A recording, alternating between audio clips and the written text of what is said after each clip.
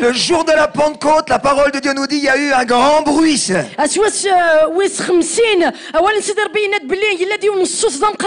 Certaines personnes pensent que l'église doit être un lieu silencieux. On vient sur la pointe des pieds. Il ne faut pas déranger le Seigneur. Mais l'église, c'est le lieu de la vie. Alléluia. L'église, c'est le lieu des cris de joie. Alléluia. Alléluia. Alléluia. Alléluia. Alléluia. Il faut te préparer. Il faut te préparer. Parce que dans le ciel, il y a des millions et des millions et des millions et des millions de gens qui crient à l'agneau de Dieu soit la gloire, la louange, l'honneur. Alléluia. Alléluia. Mais si tu t'es pas préparé, tu vas faire une dépression nerveuse en arrivant dans le ciel. Il faut que tu sois prêt déjà maintenant à glorifier, à louer, à faire un grand bruit pour le Seigneur. Alléluia. Alléluia. Alléluia. Nous pouvons nous asseoir. Alléluia. Alléluia. Nous étions dans une rencontre une fois et nous étions dans une église un peu traditionnelle. Nous étions en train de conduire la louange comme vous l'avez fait tout à l'heure. Et il y avait un monsieur comme ça qui pensait justement que l'église ça doit être très silencieux. Et pendant que tout le monde était en train de se réjouir et louer le Seigneur et lever ses mains et bénir ce Dieu, il a crié très fort au milieu de l'assemblée. Dieu n'est pas sourd. Dieu n'est pas sourd. Alors nous avons continué à louer le Seigneur, à adorer. Et la rencontre s'est terminée. Et à la fin de la rencontre, on voulait aller saluer ce monsieur pour lui dire qu'on n'était pas fâchés de ce qu'il nous avait dit. Et nous commencions à nous approcher de lui. Mais alors qu'on venait vers lui, il y a un vieux monsieur d'environ 80 ans. Il s'est approché comme ça en boitant. Et il est venu vers l'équipe de louange. Il a dit, oh c'était tellement formidable quand vous avez loué le Seigneur avec des cris de joie, avec des danses. Il a dit, c'était exactement comme ça au début de l'église. Quand l'église a commencé, le pasteur nous disait, réjouissez-vous, louez le Seigneur en haute voix. Et on a compris qu'en fait ce vieux monsieur c'était le papa de ce monsieur qui avait crié Dieu n'est pas sourd. C'est après que vous avez compris? Ouais.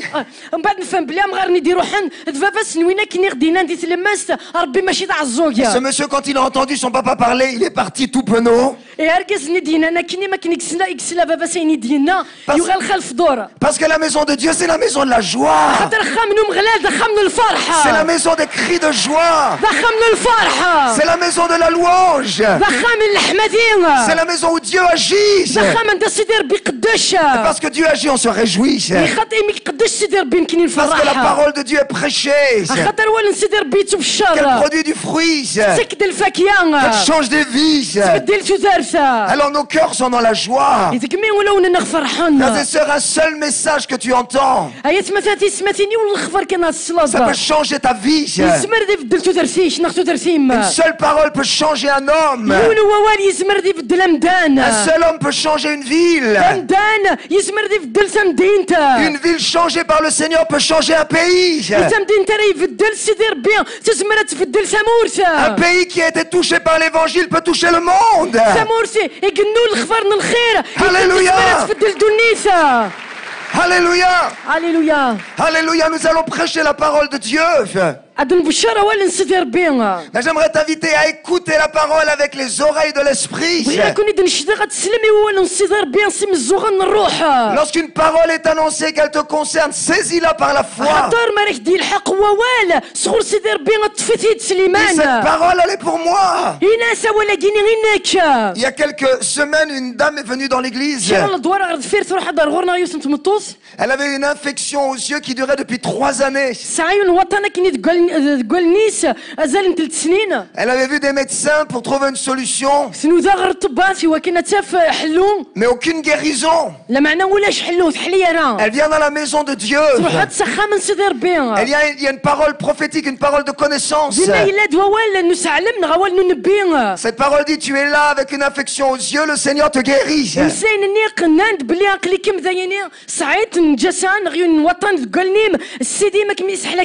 Elle aurait pu dire: est-ce que c'est vraiment pour moi? Ou est-ce que le Seigneur est vraiment capable de me guérir?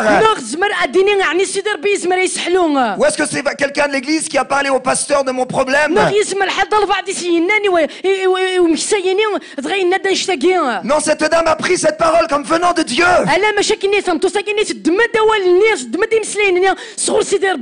Elle a dit: cette parole, c'est la parole de guérison pour moi. Et elle est venue une semaine après. Et elle dansait presque en venant vers nous. Elle a dit: la semaine dernière, le Seigneur m'a entièrement guéri dans la maison de Dieu. Le Seigneur m'a entièrement guéri. Écoute-moi bien, il a envoyé sa parole pour te guérir.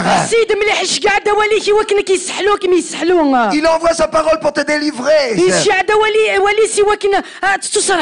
Il envoie sa parole pour changer ta vie.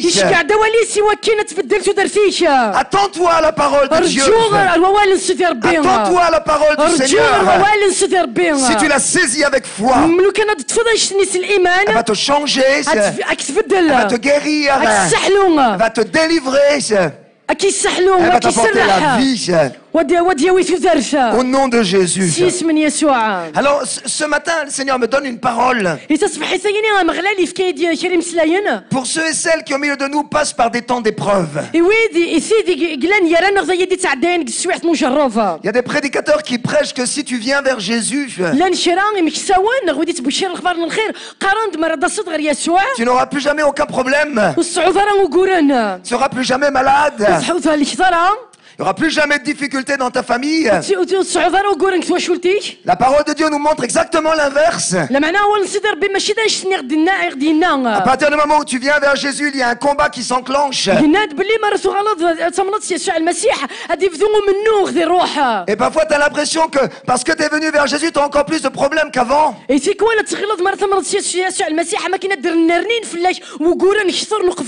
j'aimerais te dire, le Seigneur est le libérateur. Et si tu es dans des problèmes aujourd'hui, le Seigneur te voit. Et il a une parole de délivrance pour toi. Alors nous allons lire très rapidement juste 4 textes. Le premier texte se trouve dans le livre des Nombres au chapitre 11. Nombres chapitre 11, le verset 10. Moïse entendit le peuple qui pleurait. Chacun dans sa famille à l'entrée de sa tente. La colère de l'Éternel s'enflamma fortement. Et Moïse fut attristé. Et il dit à l'Éternel: pourquoi affliges-tu ton serviteur? Pourquoi n'ai-je pas trouvé grâce à tes yeux? Que tu aies mis sur moi la charge de tout ce peuple. Est-ce moi qui ai conçu ce peuple? Est-ce moi qui l'ai enfanté? Et le verset 13, vous prendrai de la viande pour donner à tout ce peuple, car il pleure auprès de moi en disant: donne-nous de la viande. Je ne puis pas à moi seul porter tout ce peuple. Plutôt que de me traiter ainsi, tue-moi. Si j'ai trouvé grâce à tes yeux et que je ne vois pas mon malheur. 1 Roi chapitre 19 et les versets 3 et 4. Cette fois-ci nous trouvons un prophète, Élie. 1 Roi chapitre 19 verset 3.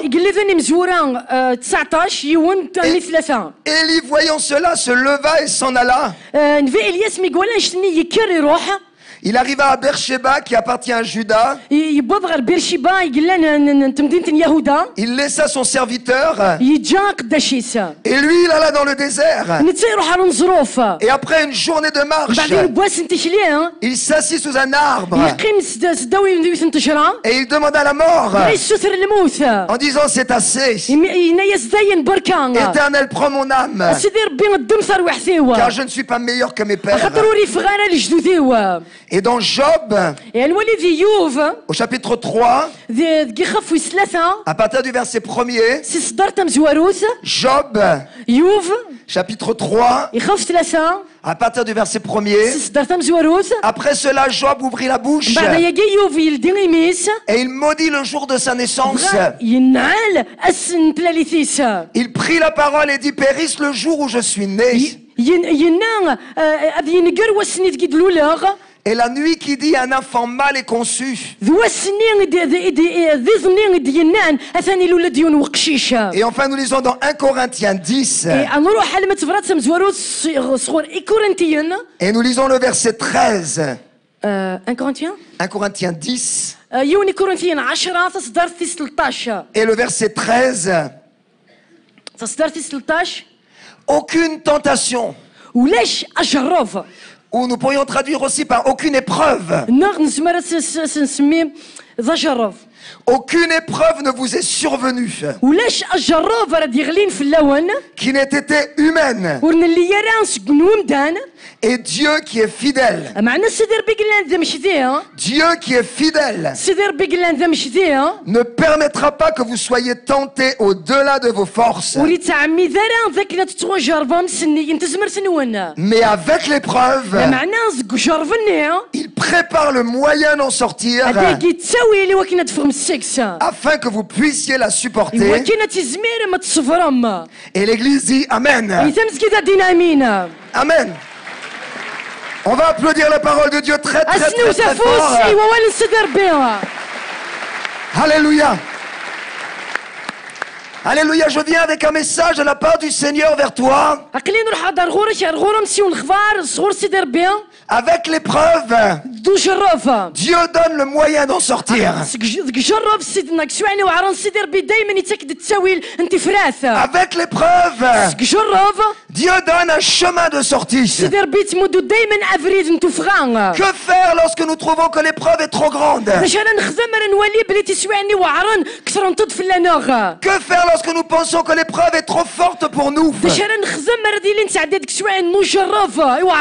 Écoutez bien, nous avons ici 3 hommes. L'épreuve est tellement grande pour eux. Ils viennent devant le Seigneur et ils expliquent ce qui se passe dans leur cœur. Nous avons Moïse. Et Moïse connaît une épreuve terrible. Pour lui, le poids du peuple est trop lourd. Dit conduire la maison de Dieu, le peuple de Dieu, c'est quelque chose de tellement difficile pour lui. Frères et sœurs, voulons-nous une église plus grande?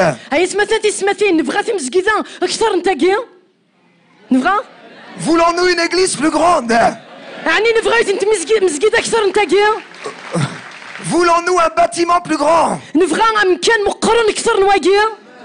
Voulons-nous plus d'âmes qui viennent vers Jésus? Alors Alors j'aimerais dire ceci à tous les responsables. Plus de monde, c'est plus de problèmes. Plus de monde, c'est plus de problèmes. Parce que les problèmes viennent des gens. Quand tu as 500 personnes, tu as 500 problèmes. Mais si tu as 1000 personnes, tu as 1000 problèmes. Et si tu as 2000 personnes, tu as 2000 problèmes. Je suis sûr que le pasteur Salah est d'accord avec moi. Ce beau piano lui a jamais posé problème. La jolie batterie qui est là, en général, elle nous posera pas problème. Mais les problèmes, ça vient des gens. Les problèmes, ça vient des hommes et des femmes qui sont là dans la maison de Dieu. Et mon frère, ma soeur, toi qui es leader, être un leader, c'est être quelqu'un qui est capable de résoudre les problèmes. Et je veux proclamer que Dieu déverse sa sagesse dans ces temps sur tous les leaders de cette église. Dieu cherche des hommes et des femmes sur lesquels déverser son onction et sa sagesse pour conduire la maison de Dieu.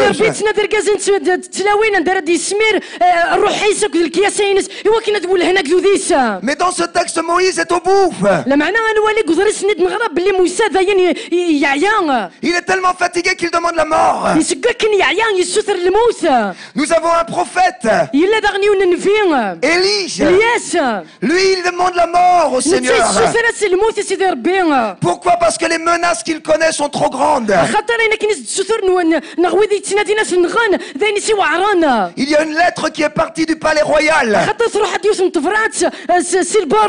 La reine a écrit sur lui. Elle a dit: ce que tu as fait à mes prophètes, je vais te le faire aussi. Et intimidé, il s'enfuit. Il s'enfuit dans la montagne. Il y en a ici, vous êtes dans l'épreuve parce que vous avez été intimidés. Vous faites face à des menaces comme le prophète Élie. Et pour vous, c'est trop lourd à porter. Et puis nous avons Job, un serviteur de Dieu. Et lui, l'épreuve, elle est difficile. Parce que ce n'est pas seulement une épreuve, mais c'est une accumulation d'épreuves. Il perd sa maison. Il perd sa famille. Il perd sa santé. Il perd le soutien de son épouse. Et peut-être c'est ce que tu es en train de traverser. Il y a des épreuves qui se sont accumulées dans ta vie. Et tu as l'impression que les choses ne vont jamais s'arrêter. Ce matin, que tu sois comme Moïse, que tu sois comme Élie, ou que tu sois comme Job, j'aimerais te dire, Dieu te voit dans ton épreuve. Et Dieu a un message de délivrance et de victoire pour toi ce matin.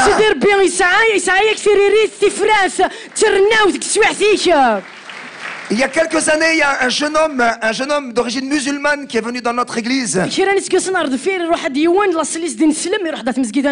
Et il ne connaissait pas du tout l'évangile. Mais quelqu'un lui a parlé de Jésus. Merci Seigneur pour ceux qui parlent de Jésus. Merci Seigneur pour ceux qui osent dire que Jésus est la réponse. Et ce jeune homme était comme Job. Il avait une accumulation d'épreuves dans sa vie. Il ne connaissait pas du tout le Seigneur. Mais il m'a dit, voilà ce qui se passe dans ma vie. La femme avec laquelle je vis vient de me quitter. Et elle a amené avec elle ma petite fille. Il m'a dit, la même semaine j'ai perdu mon travail. Et dans la même semaine, j'ai perdu mon logement. Et cet homme était là devant moi dans une grande détresse. Sous l'accumulation de beaucoup d'épreuves. Peut-être comme toi aujourd'hui. Il y a tellement d'épreuves dans ta vie. Mais on a annoncé l'évangile à ce jeune homme. Et ce jeune homme a reçu la parole de Dieu. Et je le revois à genoux dans le bureau. Le jour même? Ouais. Nous lui avons dit, si tu reçois Jésus, alors le Seigneur va prendre soin de toi. Il n'a pas tenu compte de sa religion, de son passé. Il a reçu Jésus. Et nous avons prié pour que Dieu intervienne. Mes amis, il a rappelé une semaine après à l'église.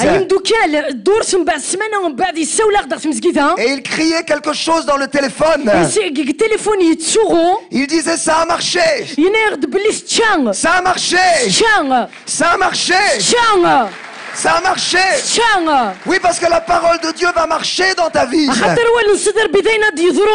marche. Il a dit, mais qu'est-ce qui a marché? Il a dit, mais depuis qu'on a demandé à Jésus de venir dans mon épreuve. Il a dit, depuis j'ai retrouvé un travail. Et puis ma femme est revenue à la maison avec la petite fille. Et il dira aussi, je suis sur le point d'entrer dans un nouveau logement. Parce que le Seigneur veut nous répondre au milieu de notre épreuve.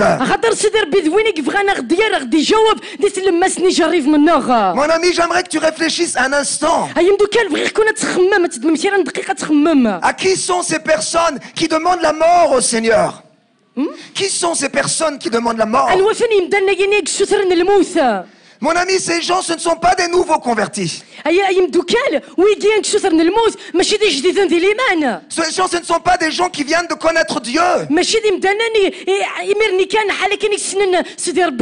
Non, ce sont des gens qui ont une envergure spirituelle.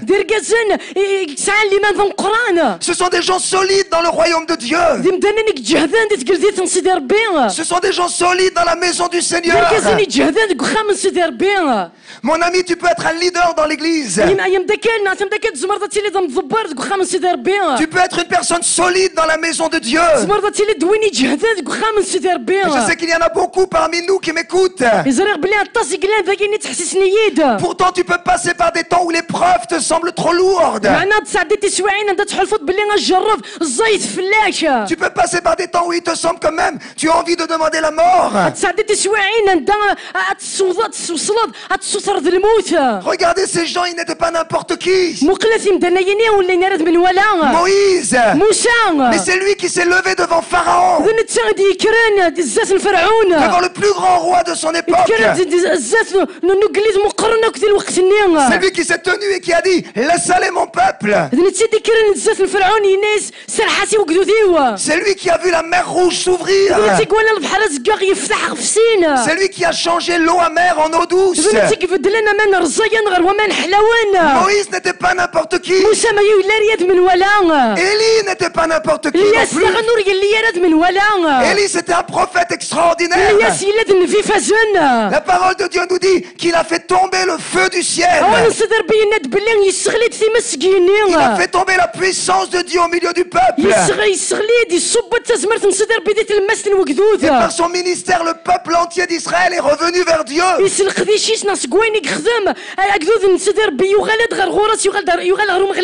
Cet homme n'était pas n'importe qui.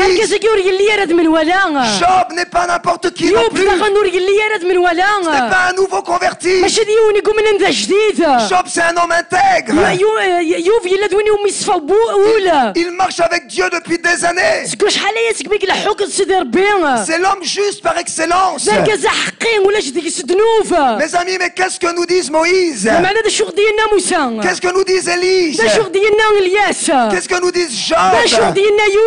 Écoutez bien. Ils nous disent. Écoutez bien ce que nous disent ces hommes.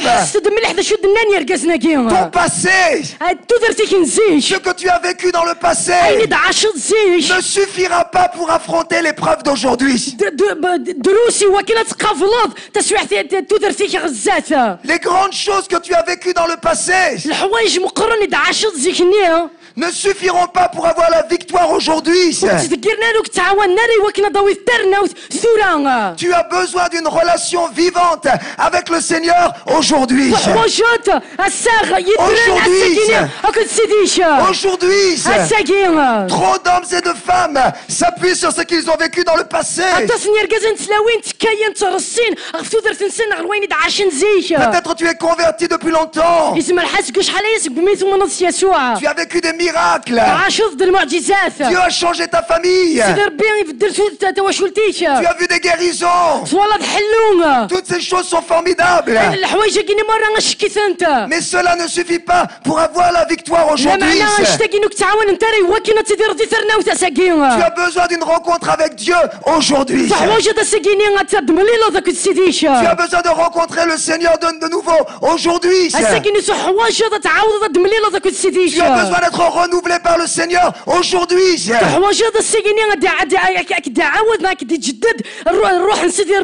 Et je veux proclamer maintenant que cette journée est une journée de renouvellement pour toi. Cette journée est une journée de renouvellement dans la puissance de l'Esprit de Dieu. C'est ce que le prophète Jérémie a dit. Il a dit ses bontés ne sont pas à leur terme. Ses compassions ne sont pas épuisées. Elles se renouvellent matin après matin. Matin après matin. Mon ami, tu as besoin de rencontrer Dieu matin après matin. Tu as besoin de rencontrer le Dieu d'aujourd'hui. Tu as besoin de rencontrer le Dieu de maintenant. C'est ce que les premiers disciples ont fait dans Acte 4. Ils ont été arrêtés. On a lancé une persécution contre eux. On leur a interdit d'annoncer Jésus. On leur a dit maintenant vous n'annoncez plus le nom de Jésus. Parce que le diable tremble devant le nom de Jésus. Le diable a peur du nom de Jésus. N'annoncez plus le nom de Jésus. Ne prêchez plus le nom de Jésus. Ne parlez plus au nom de Jésus. Alors la parole de Dieu nous dit se sont rassemblés. Ils se sont mis ensemble toute l'église. Et ils ont élevé leur voix vers Dieu. Comme nous sommes en train de le faire dans ce séminaire. Ils ont élevé leur voix vers le Seigneur. Ils ont dit Seigneur, tu as fait le ciel, la terre, la mer, tout ce qui s'y trouve. Seigneur, tu vois les menaces. Tu vois l'intimidation. Tu vois les interdictions. Seigneur, tu vois tout ça. Mais maintenant,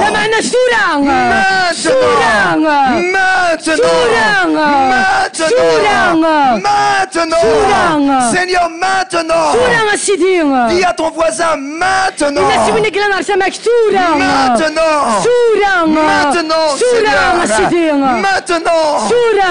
maintenant, Seigneur, il faut que maintenant,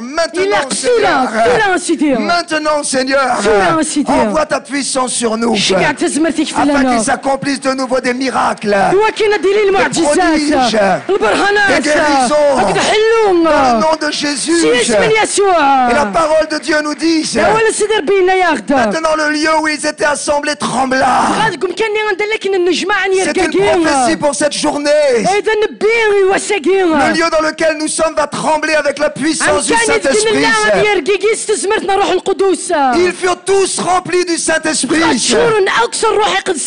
Et maintenant ils sortent dans la rue. Et ils annoncent la puissance de l'évangile. Ils guérissent les malades. Et ils touchent un peuple nombreux.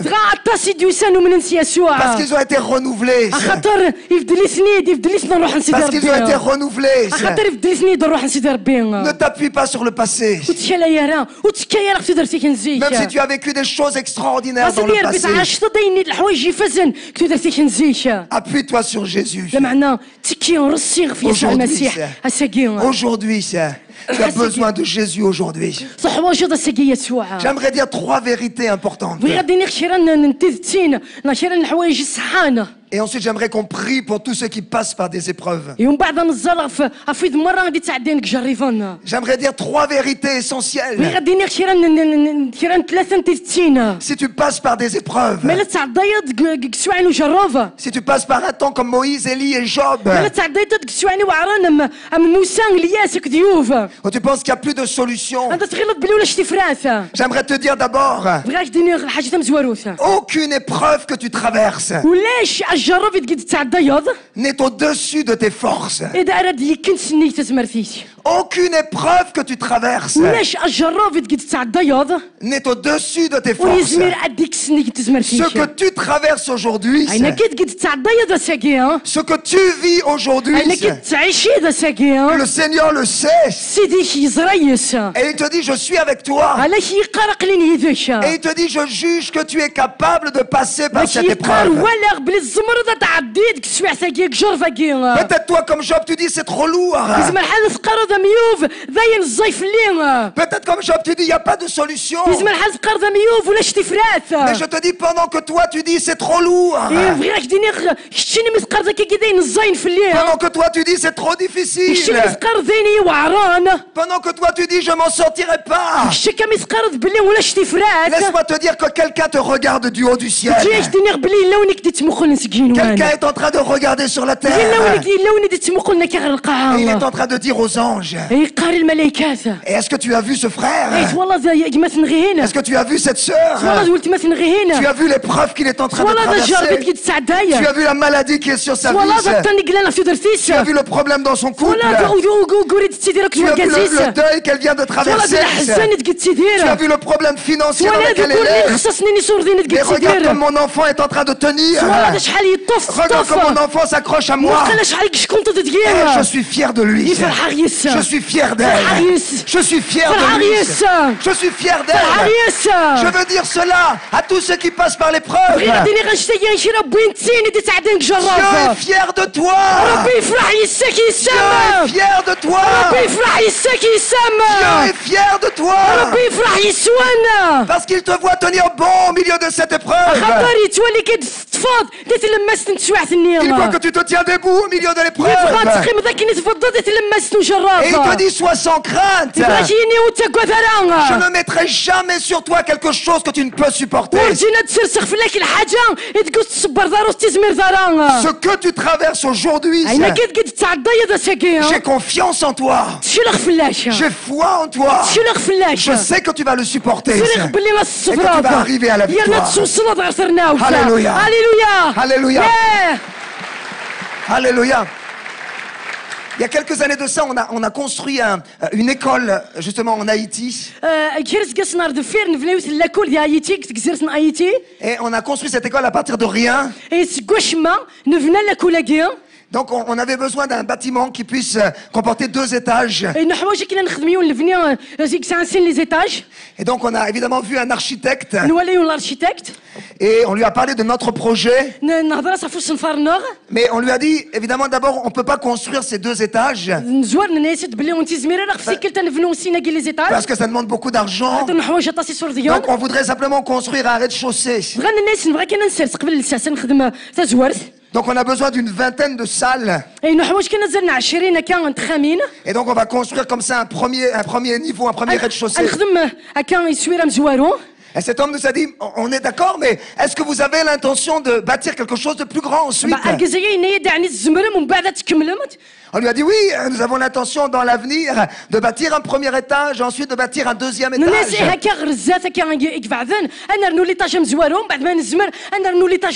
Alors il a dit, c'est très bien que vous me teniez informé de ça. Parce que je dois construire des fondations. Je dois creuser des fondations. Et je dois construire la maison, l'école. De manière à ce qu'elle puisse supporter ces deux étages. Même si ces deux étages ne sont pas encore construits. Alors il faut qu'on prépare la construction de manière à ce qu'elle puisse recevoir ces étages supplémentaires.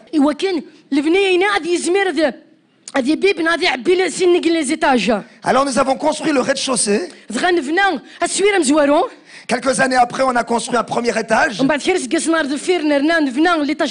fait, on n'a jamais construit un deuxième étage. Mais ce que nous savons, c'est que les fondations peuvent supporter ces deux étages. Nous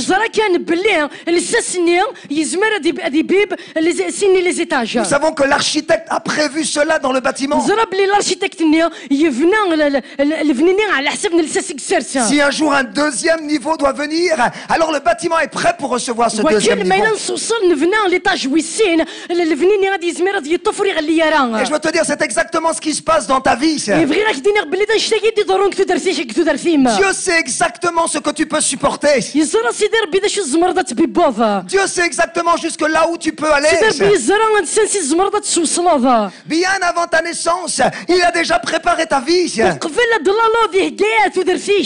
Et il te dit, aucune épreuve ne sera trop forte. Aucune épreuve ne dépassera ce que tu peux supporter. Sois rassuré, mon enfant.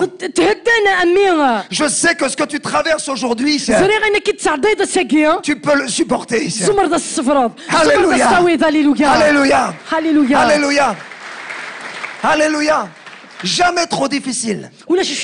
Jamais trop difficile. Nous n'avons jamais à abandonner. Il y a un peu plus d'un an de cela, nous avons un des responsables des jeunes de notre église.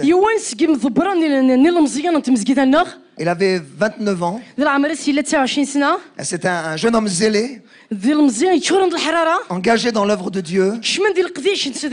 Lui, sa famille. Et il marchait avec le Seigneur. Et voilà que un soir, c'était un vendredi soir, il avait terminé de conduire la prière. Et était responsable d'un groupe de prière. Et il a réuni la famille. Il a réuni sa famille. Et il a commencé à parler à chaque membre de sa famille. Il a commencé à donner des paroles aux uns et aux autres. Et il a commencé à dire à sa maman, toi tu es une femme de prière, il faut que tu continues à prier. Et il a dit à sa sœur des paroles comme ça de prophétie. Il a dit à son frère qui n'était pas encore au Seigneur, toi il faut que tu marches avec Jésus, que tu te décides.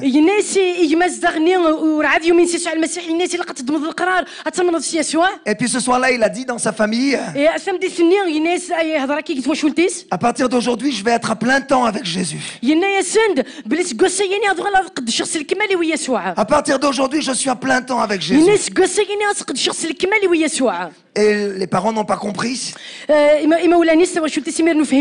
Quelques minutes après, il est dans les toilettes. Et les parents entendent un grand bruit.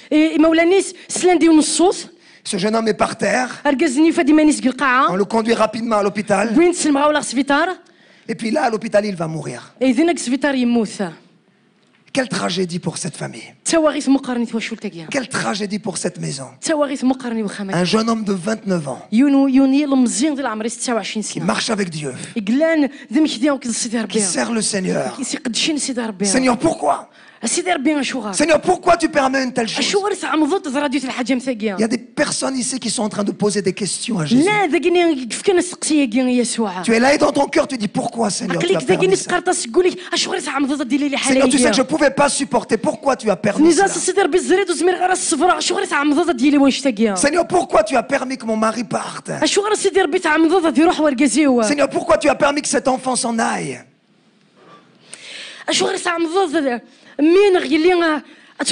Seigneur, pourquoi tu permets cette stérilité dans ma vie? Seigneur, pourquoi tu as permis cet handicap dans ma vie? Et c'est ce que cette maman, elle s'est posée comme question. Et je la revois quelques heures après parlant avec elle. Elle dit, mais pourquoi, pasteur? Pourquoi, pasteur? Pourquoi est-ce que Dieu permet ça? Pourquoi une telle épreuve dans ma vie? Pourquoi quelque chose d'aussi difficile dans ma vie? Lorsque quelqu'un te demande ça, tu dis simplement, je ne sais pas. Je ne sais pas pourquoi Dieu permet ça. Mais je sais une chose, c'est qu'aucune épreuve que tu traverses est quelque chose que tu ne peux pas supporter. Si Dieu permet cette épreuve dans ta vie, il sait que tu vas pouvoir supporter cela. Et alors que les jours ont commencé à avancer, suite à ce décès, Dieu a fait des choses extraordinaires. Dans le pays dans lequel ce jeune homme venait, il venait d'Afrique centrale.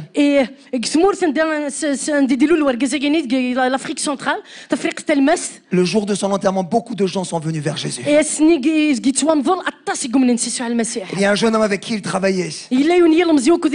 Suite à son témoignage, qui a donné sa vie à Jésus. Et aujourd'hui, cette maman est plus engagée que jamais avec le Seigneur. Elle a eu l'occasion de partager son témoignage à plusieurs personnes qui passent par la même situation. Comment le Seigneur est capable de te porter et de te garder dans une épreuve tellement terrible. Ce matin, j'aimerais te dire, ce que tu traverses n'est pas trop difficile. Ce que tu traverses, tu peux le supporter avec la grâce du Seigneur, avec la grâce du Seigneur, avec la grâce de Jésus, avec la grâce de Jésus. Et maintenant, voici ce que dit le Seigneur. Avec l'épreuve, j'ai préparé le moyen d'en sortir. Avec l'épreuve, j'ai déjà préparé le moyen d'en sortir. Voilà une parole pour quelqu'un ici. Tu es en train de pleurer. Tu es en train de te lamenter. Tu as beaucoup de questions. Mais le Seigneur te dit, j'ai préparé. J'ai préparé le moyen d'en sortir. Le moyen d'en sortir. Il a préparé le moyen d'en sortir. C'est pas un pasteur qui te le dit. C'est le Seigneur qui te dit cette parole. Avec cette épreuve, j'ai préparé le moyen d'en sortir. Ne pleure pas. Ne pleure pas. Ne pleure pas, mon ami. Remarquez que Dieu ne vient pas pleurer avec Moïse. Dieu ne vient pas pleurer avec Élie. Dieu ne vient pas pleurer avec Job. Dieu ne vient pas pleurer avec nous. Mais Dieu dit simplement, hé mon enfant, hé mon fils, ma fille, je sais que l'épreuve est difficile, mais maintenant il faut que tu te lèves. J'ai préparé une issue pour toi. J'ai préparé le moyen d'en sortir. J'ai préparé le moyen d'en sortir. J'ai préparé le moyen d'en sortir. Tu ne sais pas comment. Moi non plus, je ne sais pas. Moïse ne savait pas comment ça allait se passer. Il devait donner de la viande à tout le peuple. Il a dit même si on ouvre une boucherie qui contenait tous les bœufs de la terre, ça suffirait pas. Et même si on allait pêcher tous les poissons de la mer, ça suffirait pas.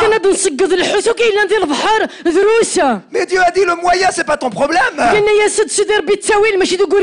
Et le Seigneur a fait souffler un vent. Et dans ce vent il y avait des milliers d'oiseaux, des cailles. Elles sont venues, elles se sont posées au milieu du peuple. C'était le moyen de Dieu. C'était le moyen de Dieu. C'était le moyen du Seigneur. Pour Élie ça a été un ange. Pour Élie ça a été un ange. Est-ce que nous croyons aux anges? Est-ce que nous croyons aux anges? Est-ce que nous croyons aux anges? Je vous dis qu'il y a des anges qui sont là à notre service. Nous ne les voyons pas. Mais je suis sûr que dans les temps de louange ils sont avec nous. Et parfois dans des temps très difficiles ils sont là pour nous aider. Oh, il y a des gens qui disent je voudrais voir des anges. Si tu veux voir des anges alors commence à annoncer Jésus. Pas dans un pays où c'est très difficile d'annoncer Jésus. Fais-toi arrêter comme Pierre. Sois en prison et condamné à mort. Alors il y a des anges qui arrivent. Il y a des anges qui arrivent. Il y a des anges qui arrivent. Les anges ne viennent pas pour nous donner des petits frissons. Les anges ne viennent pas pour que tu dises et que tu écrives un livre en disant j'ai vu des anges.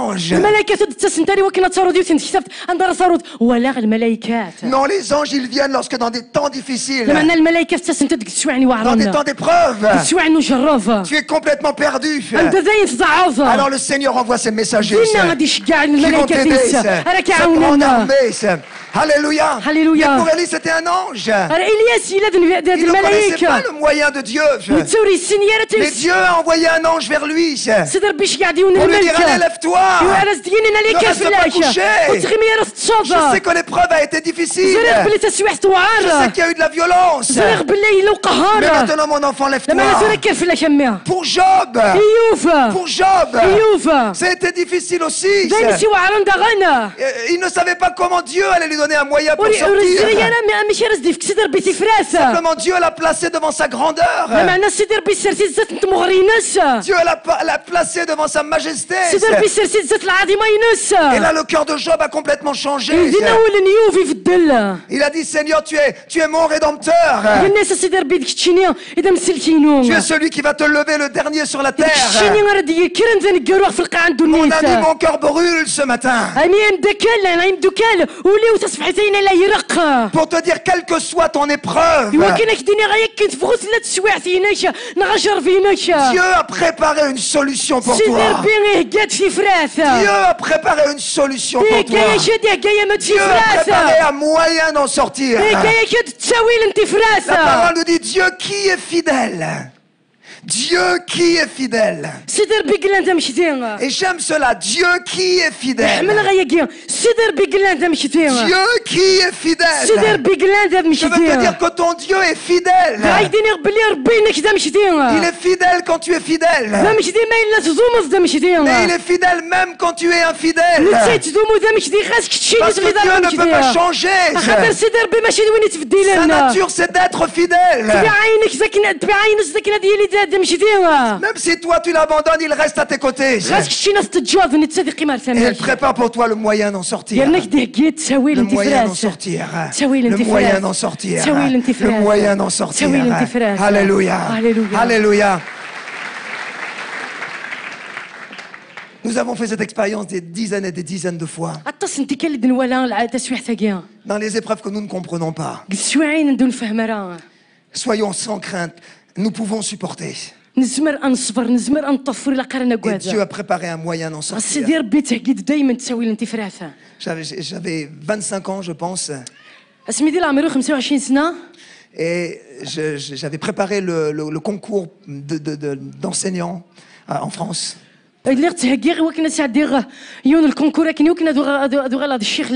J'ai préparé ça pendant une année. C'était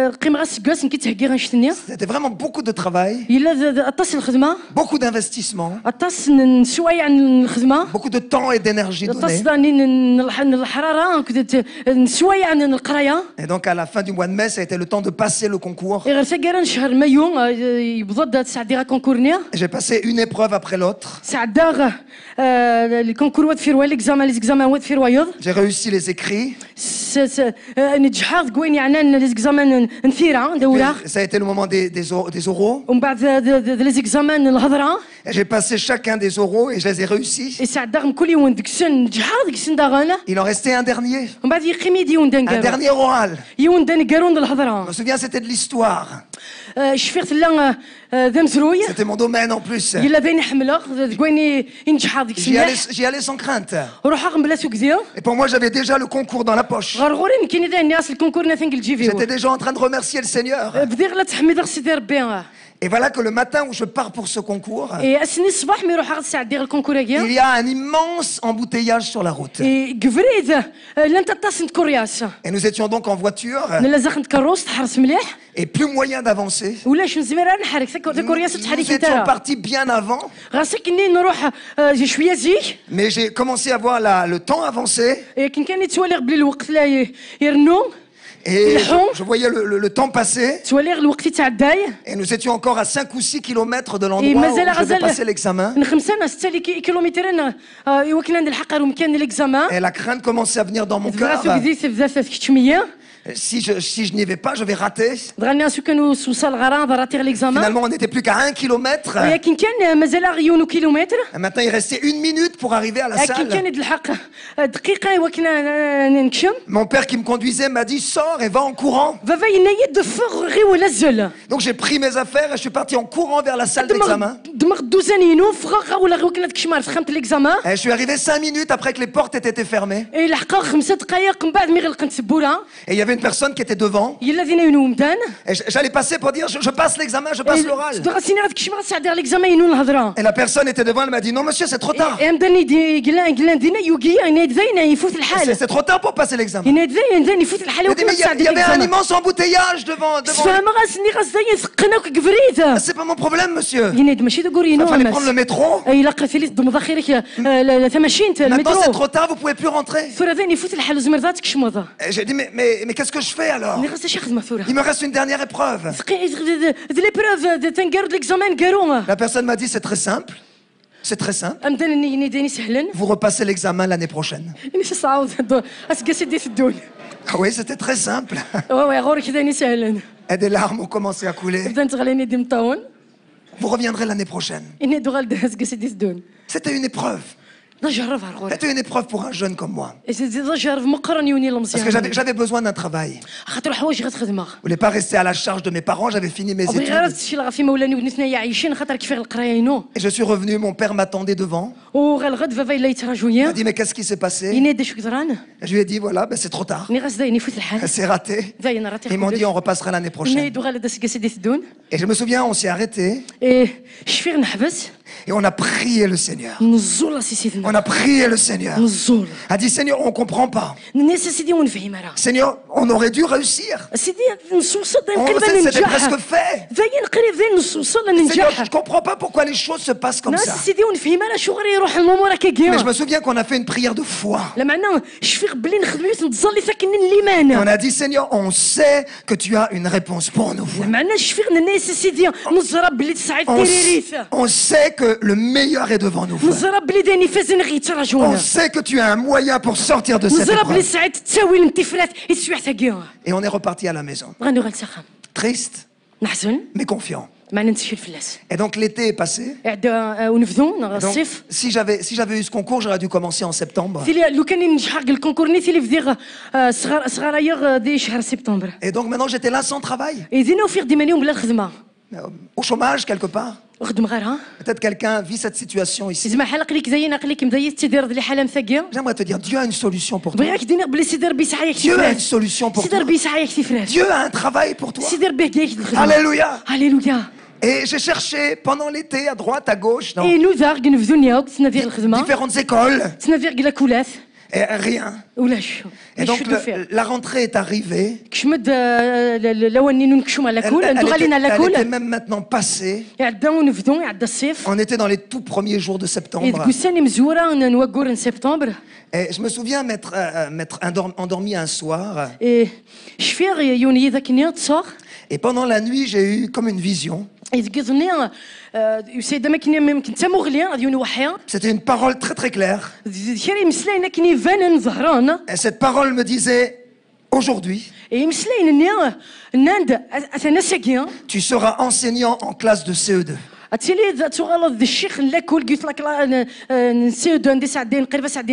Aujourd'hui, tu seras enseignant en classe de CE2.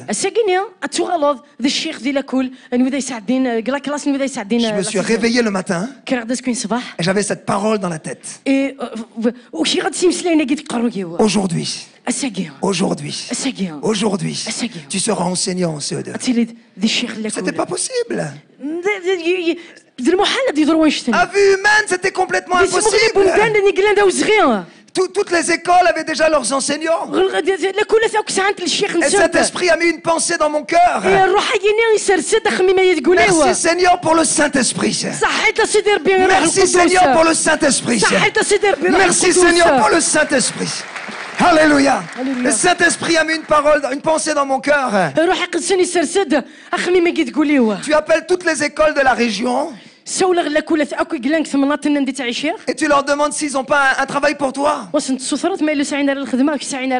J'ai contesté un peu avec le Seigneur. Seigneur, j'ai déjà appelé plusieurs écoles. Mais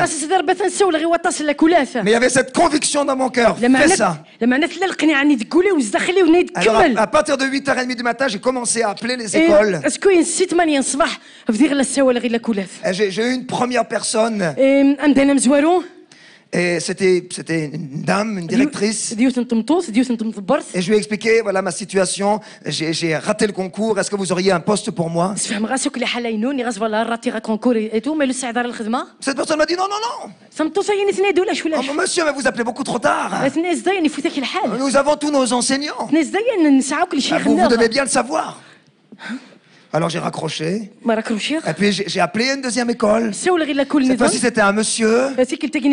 Alors je lui demande la même chose. Et la même réponse. Monsieur, vous appelez beaucoup trop tard. Vous savez que la rentrée est déjà commencée. Mais dans mon cœur, cette parole du Seigneur brûlait toujours. Cette parole brûlait toujours. Aujourd'hui, tu vas enseigner en CE2. Et j'ai appelé toutes les écoles de la région. Sans aucun succès. Et je crois que c'était aux alentours de midi. Je me suis replacé dans la présence de Dieu.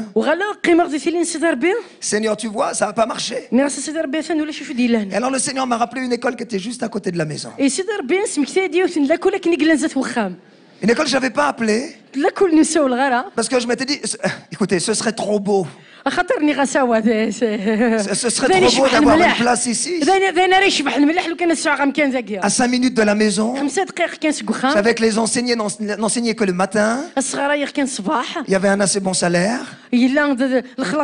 Certainement, ça c'est pas pour moi. Mais le Saint-Esprit m'a parlé. Il m'a dit, vas-y, appelle. Vas-y, appelle. Alors j'ai appelé. Avec beaucoup d'hésitation. Je vous prie de m'excuser. Je sais que la rentrée est déjà passée. Je sais que vous avez certainement tous vos enseignants. Mais à tout hasard, je suis enseignant moi-même. Et je vous avoue que j'ai besoin d'un travail pour cette année. Est-ce qu'éventuellement vous auriez un poste? Et j'entends la directrice au bout du fil qui me dit, mais oui monsieur. Mais comment vous savez? Comment vous savez? Elle a dit, mais ça, comment vous savez ça? Il a dit, mais hier en fin d'après-midi, une enseignante a donné sa démission. Et puis donc, il nous reste un poste à pourvoir. C'est une classe de CE2. C'est une classe de CE2. C'est une classe de CE2. Elle me dit, quand vous êtes libre? Ben, je lui ai dit, ben, je suis chez moi, là, je suis libre maintenant. Elle m'a dit, mais alors, faut venir maintenant. Vous prenez vos affaires, venez. Alors, je pars là-bas. On signe les papiers. L'après-midi, elle me jette dans la classe. Et conformément à la parole de Dieu. Conformément à la parole de Dieu. Ce jour-là, j'ai enseigné. Parce que, alléluia. Alléluia. Parce que Dieu a préparé le moyen d'en sortir. Dieu a préparé le moyen d'en sortir. Dieu a préparé le moyen d'en sortir. Je ne sais pas comment. Je ne sais pas comment. Mais Dieu a préparé le moyen d'en sortir. Alléluia. Alléluia. Alléluia. Et la troisième chose, et je termine. Mais il te dit simplement ceci. Après l'épreuve, le meilleur est devant toi. Après l'épreuve, le meilleur est devant toi. Le meilleur est devant toi. Après l'épreuve, il y a quelque chose de meilleur qui t'attend. C'était quelque chose de meilleur qui attendait Moïse. Savez-vous qu'après cette épreuve, il a vu la gloire de Dieu. Seigneur, montre-moi ta gloire. C'était juste après l'épreuve. C'était après qu'il ait pensé qu'il allait mettre fin à ses jours. Et juste après ce moment, il a vu la gloire de Dieu. Je dis à quelqu'un, tu vas voir la gloire de Dieu. Après ton épreuve, tu vas voir la gloire de Dieu. Alléluia. Et le prophète, il pensait que tout était fini. Mais Dieu lui dit, après l'épreuve, tu vas devenir un papa spirituel. Tu vas lever des enfants derrière toi. Et il lève le ministère d'Élisée derrière lui. Et il lève le roi Jéhu derrière lui. Il lève une école qui va amener les prophètes à être formés. Parce que le meilleur après l'épreuve. Job, après l'épreuve, Dieu lui donnera le double de tout ce qu'il a possédé.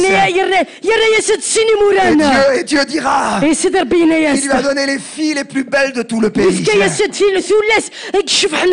Alléluia. J'annonce à quelqu'un. Le meilleur est devant toi. Le meilleur est devant toi. Ce n'est pas la fin. Ce n'est pas la fin. C'est juste le début. C'est juste le début. Ce n'est pas la fin. C'est juste le début. Ça, c'est une parole pour quelqu'un maintenant. Tu penses que c'est la fin. C'est la fin de ta famille. C'est la fin de ton couple. C'est la fin pour ton corps. C'est la fin pour ton église. C'est la fin pour ton ministère. Mais Dieu dit, je te dis, c'est juste le début. C'est juste le début. Tout commence. Tout commence. Dieu dit au peuple d'Algérie. Dieu dit à l'église d'Algérie. Dieu dit à l'église de Tizi Ouzou. Ce que vous avez vécu jusqu'à présent, c'est bon. Ce que vous avez vécu jusqu'ici, c'est formidable. Oui, vous avez eu des épreuves. Oui, vous avez eu des combats. Oui, on vous a intimidé. Oui, parfois vous avez pensé d'abandonner. Et parfois vous avez pensé c'est la fin. Mais Dieu dit à l'église de Tizi Ouzou, c'est juste le début.